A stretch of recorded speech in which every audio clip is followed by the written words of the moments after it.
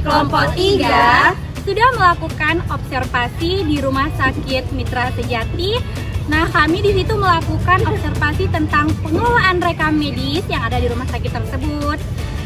Nah, marilah saksikan video berikut.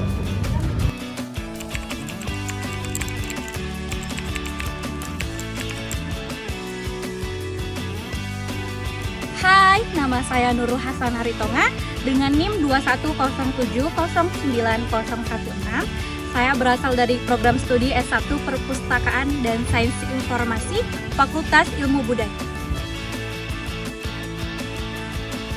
Halo, perkenalkan nama saya Renita Selana Enggolan dengan NIM 2107090021 dari jurusan Perpustakaan dan Sains Informasi Fakultas Ilmu Budaya. Hai, perkenalkan nama saya Cika Anki Ramadhani dengan NIM 2107090017 jurusan Perpustakaan dan Sains Informasi Fakultas Ilmu Budaya.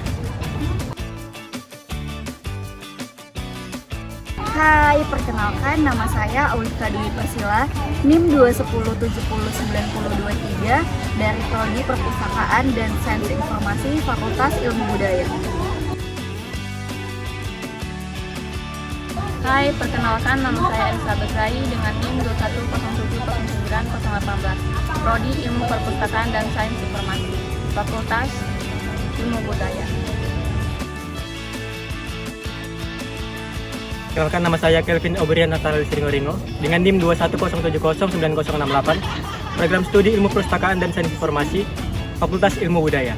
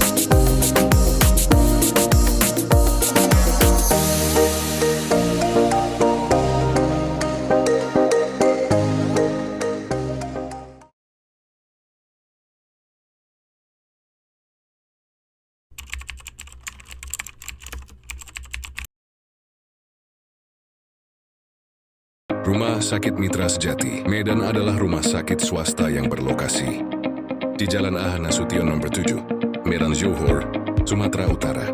Rumah sakit ini dikenal dengan fasilitas lengkap dan layanan kesehatan yang berkualitas, menjadikannya pilihan utama masyarakat Medan dan sekitarnya.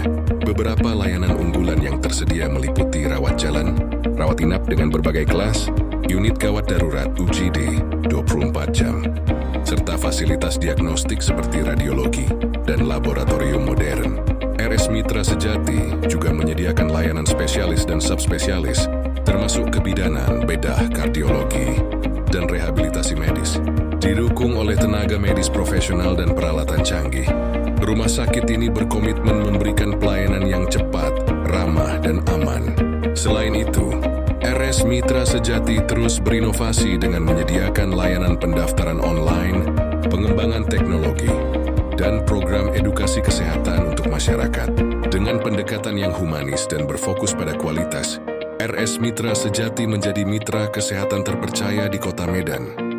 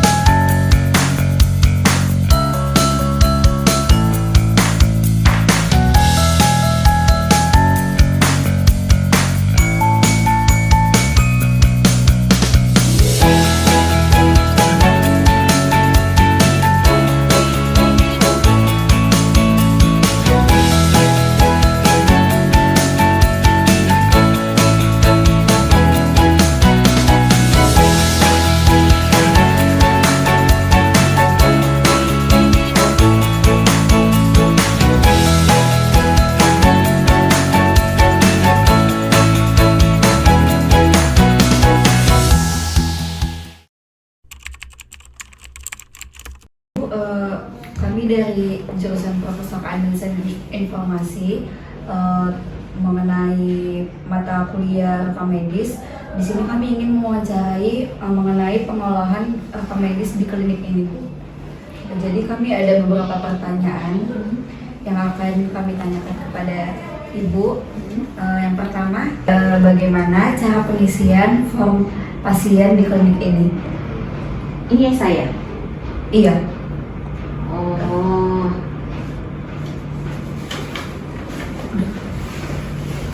Pakai ini sih, pakai status.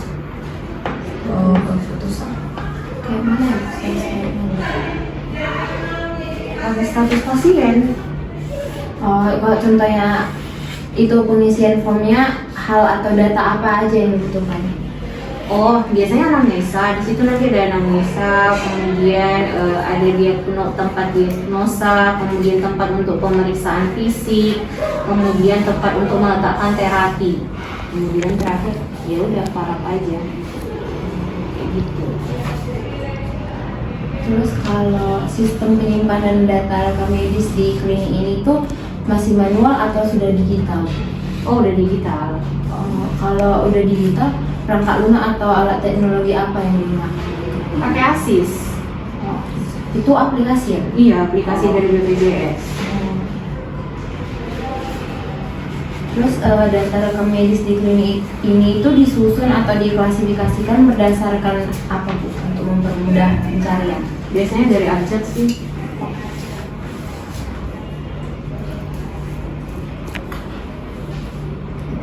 Terus Bu, tantangan yang sering dihadapi dalam pengelolaan rekam medis biasanya apa aja? Kalau udah lama statusnya suka hilang. Iya, kelihatan dari nyarinya. Ya. Itu sebelum ini sih, waktu masih manual. Kalau udah digital sebenarnya kan udah gampang ya. Tapi kan beberapa hal belum pasti make itu gitu loh. Masih ada hal-hal yang belum semua dipakai digital. Ada masih yang pakai rekam medis yang model kertas gitu. Nah, jadi mungkin kesulitannya itu, kendalanya kalau yang pakai kertas itu yaitu statusnya kadang suka hilang. Jadi ketika pasien datang, ya kita buat kertas rekam medis yang baru lagi. Nah, akhirnya nanti dokternya jadi susah nih lihat rekam medis riwayat sakit pasien sebelumnya tuh apa gitu. Itu aja sih sebenarnya. Terus Bu, langkah-langkah yang harus diikuti jika pasien ingin mengajukan perubahan data dalam rekam medis itu biasanya apa aja? Ininya aja sih, KTP biasanya, kalau enggak kartu BPJS. Cuman kebetulan ini kan klinik umum ya, jadi biasanya pakai KTP. Nih.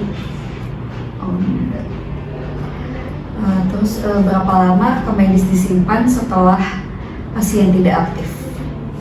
10 tahun. 10 tahun.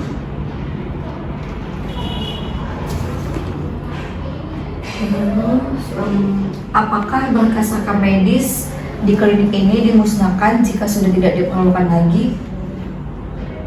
Tapi kurang tahu ya.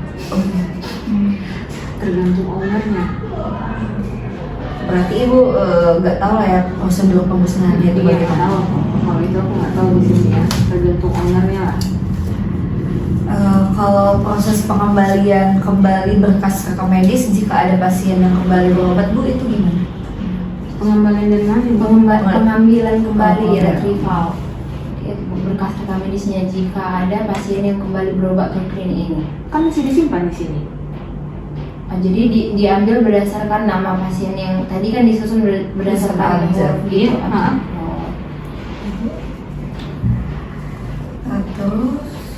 Terus bagaimana cara mengelola rekam medis pasien yang pindah berobat ke fasilitas kesehatan lain? Oh, itu biasanya dari aplikasi. Dari ASIS itu biasanya kelihatan mana yang pindah gitu. Tapi sebenarnya itu lebih cocok kalian tanya ke BPJS lah. Ini kalian salah pilih. Iya, karena ini kan klinik umum. Itu harusnya yang paling jelas itu ke klinik BPJS. Pertanyaan-pertanyaan lainnya harusnya ke klinik BPJS, karena ya di klinik BPJS yang ada pasiennya pindah. Kalau di sini ngapain mereka pindah? Gitu sebenarnya. Tapi ya udahlah. harusnya, karena kalau kayak kami ya memang nggak ada pasien pindah, karena kan kami pasien umum dan pasien umroh. Kalau ke pasien BPJS atau ke klinik-klinik yang terima BPJS ya itu jelas. Nanti pertanyaan itu sesuai gitu. Jadi gimana cara klinik kalau misalnya ada pasiennya yang pindah gitu. Kalau kami ya gimana gitu. Nggak ada pasien yang pindah sebenarnya. Tapi biasanya ketahuannya itu dari aplikasi. Nanti pasiennya datang, kemudian kita cek nih nomor BPJS-nya. Nah, intinya sebenarnya setiap pasien yang datang berobat itu kita selalu lihat NIK, kalau enggak kartu nomor BPJS-nya. Nah, biasanya kalau memang dia pasien di situ akan tertera di situ bahwasanya adalah misalnya Paskesnya di Fatah Sehat. Tapi kalau misalnya memang dia udah nggak di situ lagi, nanti terlihat di ASIS itu, di komputer itu. Bahwasanya misalnya udah pindah nih ke klinik A gitu. Ya udah, nanti kita tinggal bilang ke pasiennya, Pak udah nggak di sini ya gitu. Tapi bagaimana proses mereka memindahkannya kita nggak tahu ya. Itu banyak hal lah itu di sana ya. Tapi intinya untuk tahu dia pindah atau tidak biasanya dari situ. Dari aplikasi tadi ya. Terus bagaimana proses pengaktifan rekam medis untuk jangka panjang di klinik ini? Pengaktifan biasanya Jangka panjang ke depan. kayaknya disimpan di ASIS juga lah. Berarti udah digital semua. Sebenarnya udah digital semua, itu makanya ada satu sistem dibuat sama BPJS namanya ASIS. Jadi di situ semua, atau primary care BPJS. Jadi di situ nanti semua disimpan, data-datanya, kemudian berapa jumlah pasiennya, dokter-dokternya, nama pegawainya, masalah pengaktifan juga sebenarnya akan dibuat di situ. Sebenarnya sekarang udah nggak ada lagi main manual. Kalian keliling kemanapun, Paskes mau rumah sakit, sekarang udah nggak manual lagi sebenarnya. Hanya saja pengaplikasiannya di lapangan itu yang masih tetap pakai kayak gini. Tapi nanti setelah udah selesai, nanti bakal dipindahin lagi ke sana gitu. Karena kan ada beberapa orang yang kerja tuh masih susah nih kan, sambil ngetik, sambil layani pasien. Kayak saya pribadi juga sebenarnya saya lebih nyaman tanya sambil nulis gitu, tapi kan diwajibkan harus digital gitu. Nah itu, jadi pengaktifkannya pun sebenarnya ada menunya di situ, di aplikasi itu. Selanjutnya Bu, kalau nama-nama dokter yang bertugas di klinik ini bagian rekam medisnya ada? Nama-namanya? Iya, maksudnya yang bertugas di rekam medis ya, bagian rekam medisnya di klinik ini. Hah? Mana sih rekam medis, mana ada nama mana ada dokternya yang bertugas di situ? Maksudnya ini gimana sih? Nama petugasnya gitu. Enggak nama dokter, iya, maksudnya nama petugasnya yang di bagian rekam medisnya di klinik ini. Apa ya? Aku nggak tahu ya, ada atau enggak? atau Ini admin, kayaknya di admin lah. oh jadi Admin lah kayaknya yang merangkap sebagai rekam medis.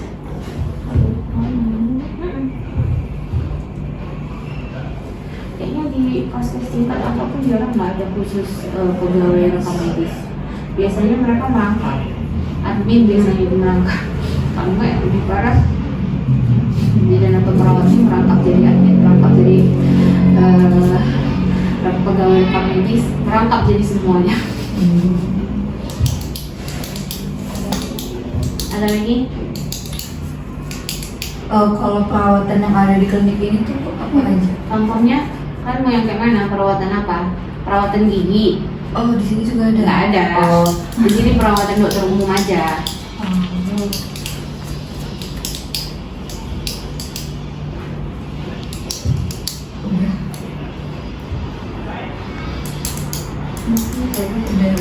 Oh, berarti yang tadi yang cuman mengelola rekam medis itu cuma satu orang aja Bu, yang tadi adminnya itu aja. Ada 2 orang. Kalau adminnya di sini dulu, lengkap aja dia sebagai Namanya Bu, boleh kan?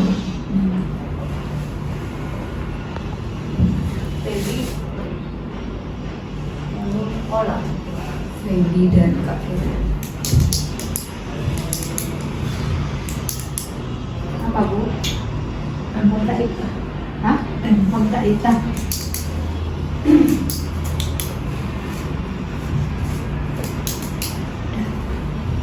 Terus Bu, kalau jumlah data yang sampai sekarang ini di jumlah data rekam medis sampai sekarang di klinik ini tuh udah berapa ya? Itu saya nggak tahu.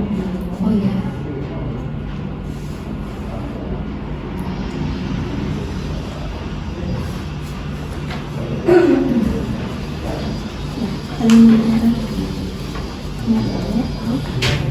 Oh, sebentar Bu, nama Ibu mau yang kami wawancari Dokter Sariana.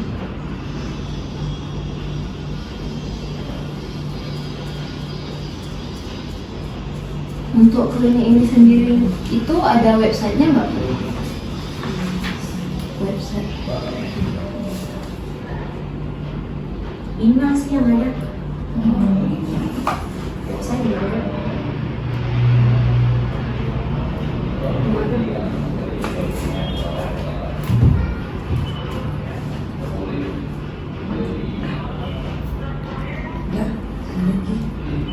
Nggak ada lagi. Ada itu aja sih yang kami mau tanyakan. Oke.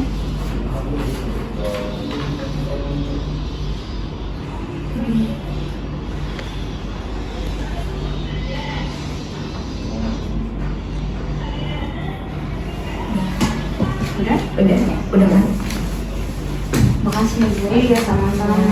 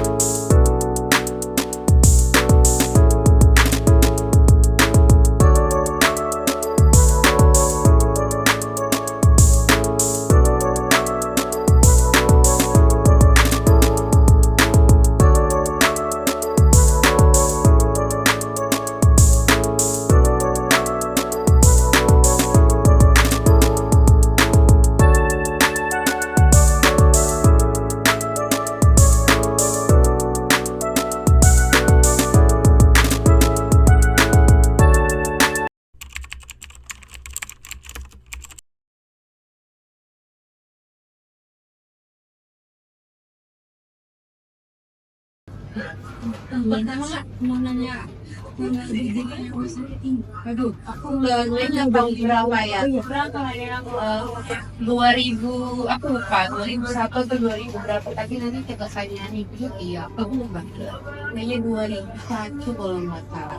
Ya, 2001 atau 2000 gitu. Baik, selanjutnya bagaimana pengisian form pasien di rumah sakit ini? Medis, tanggal lahir, umur, alamat, nama dokternya, terus itu sih yang paling utama ya, yang data yang memang harus dilengkapi, tanggal dia berobat, tanggal dia masuk, kalau dia rawat jalan, tanggal berobatnya, kalau dia rawat inap, tanggal berapa ke tanggal berapa dia sampai ini, sampai dirawat inapnya. Terus selain itu apalagi? Misalnya pengisiannya itu sih yang utamanya. Kalau yang lainnya itu ya, kalau untuk yang berkaitan dengan medis, riwayat medisnya, riwayat pengobatannya, apakah dia ada terdahulu, riwayat ininya, penyakit terdahulunya, keluhannya, pengobatannya apa aja, terapinya apa aja, tindakannya apa aja, terus obat-obatannya apa aja. Itu sih yang wajib memang harus ada di pengisian ini, formulir pramedis. Peralihan ke elektronik pramedis namanya. Tadinya memang manual, ini kita lagi peralihan, jadi bisa dibilang masih setengah-setengah sih, 50-50. Setengah di ini, setengah ini, tapi bakalan kayaknya di bulan depan atau ini mungkin kemungkinan kita rampung dengan 100% menggunakan rekam medis. Rawat jalan kita sudah rekam medis, rawat inapnya masih peralihan, jadi masih ada setengah-setengah lah. Masih ada yang medis, masih ada yang ini.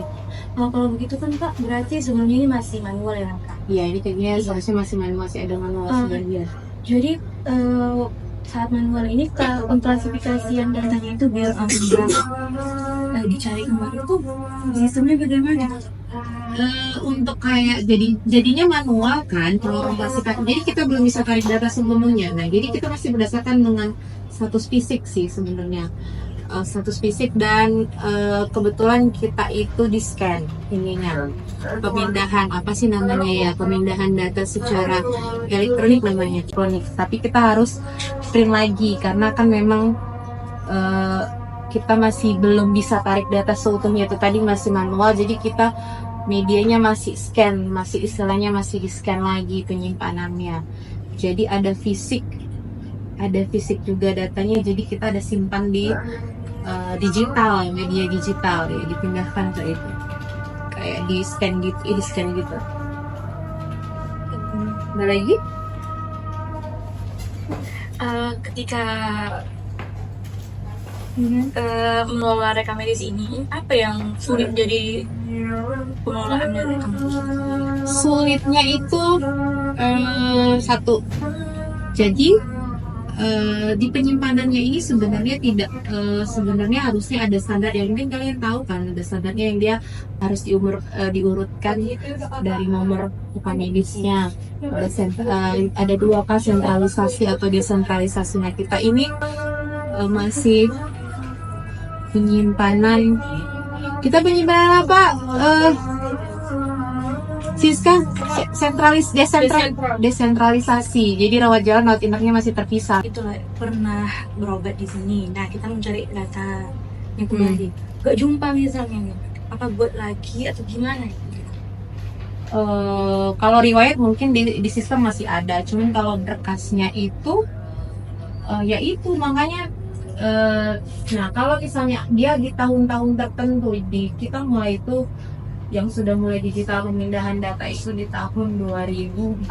Nah, kalau di bawah 2014 itu kita udah bingung mau carinya kemana gitu. Nah, tapi kebetulan memang kita sudah baru pemusnahan. Jadi kan kalau sudah pemusnahan itu ya otomatis sudah tidak bisa lagi datanya untuk diminta karena kan sudah pemusnahan, kan sudah 10 tahun sesuai dengan Permenkes. Itu yang susahnya ya itu gitu. Jadi mencarinya Kalau dia masih 2014, kita kan itu tadi sudah pemindahan sistem ke digital gitu. Kita sudah mulai scan. Tapi tahun 2014, sorry, 2018. Gimana masalah? Cara pemusnahannya itu bagaimana? Kita dibakar. Dibakar. Pemusnahannya dibakar ya. Karena kan jumlahnya banyak, mungkin kita mesin pencacah itu kita nggak punya, jadi kita dibakar.